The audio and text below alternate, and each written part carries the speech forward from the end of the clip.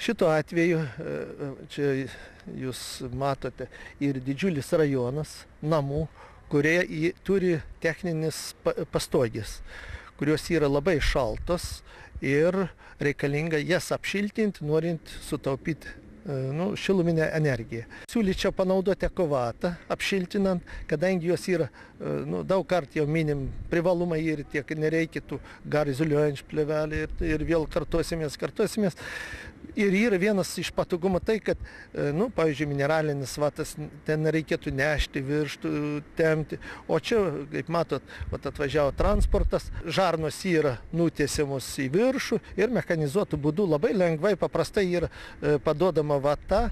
Ir, o kadangi šiluminės savybės ekovatos yra labai geras ir nereikia tų plėvelių, o tai ir atpigina ir patogu naudoti tas apšiltinimo būdą.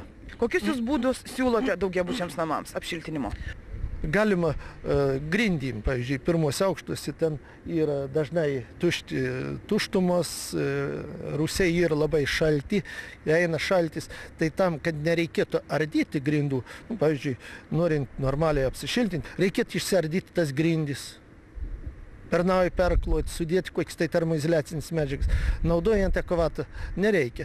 Tiesiog ir jeigu medinis grindis iš kraštų atimam lentutį, suleidžiama žarnas ir užpildoma ekovata. Ir vėl atgal gražiai užstatom. Jeigu, pavyzdžiui, parketas, ten gražiai išgręžęs skilutis nedidelis ir kiekvieną tarpą tarp gulekšnių ir užpildoma ta tuštuma. Ir labai efektingai. Tikriausiai yra ir kitų būdų, ne tik tai mechanizuotas būtent lubų apšiltinimo būdai. Taip, su ekovata galima apšiltinti, perdengiamas lubas, sutaupant gyventojams, norint sutaupinti pinigų, galim naudoti paprasčiausiai užpilimą rankomis.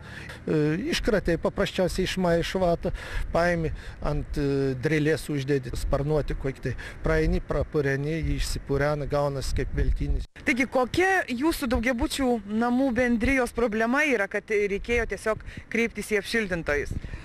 Mūsų namai yra pastatyti 1984 metais. Suplanuota yra techninė palėpė. Žiemą ten temperatūra yra pliusinė, bet ne tokia, kokia norėtųsi. Tai yra 12-14 laipsnių. Ir kada bute yra, sakysime, 18-20 laipsnių, tai vyksta temperatūrų lyginimasis ir iš buto temperatūros keliauja į palėpę. Ir reikėjo tą spręsti problemą. Padidinti radiatorių skaičių, tai reiškia vėl padidinti išlaidą šildymui. Teko parodose pamatyti, kas tai yra ekovata. Ir aš tą idėją užsikrėčiau ir galvojau, reikia siūlyti savo gyventojams. O ar jūs domėjotės kitomis medžiagomis, kitais apšiltinimo būdais? Taip, domėjausi.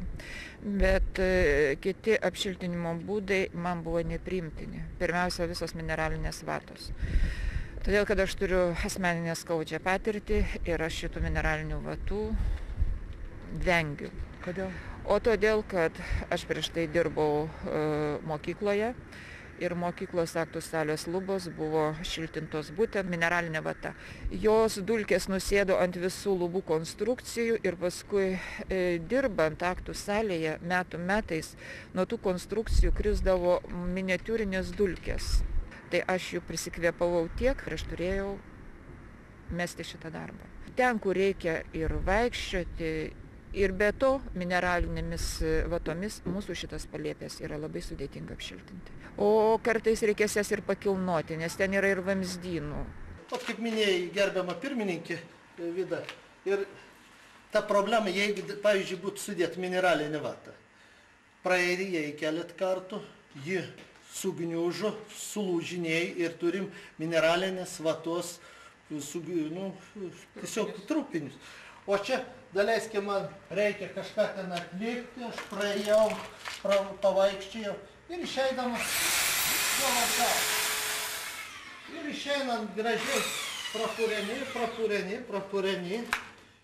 Ir vėl struktūra atsistatė ir šiluminis savybės lieka tos pačios. Ir nors 100 kartų taip galim daryti.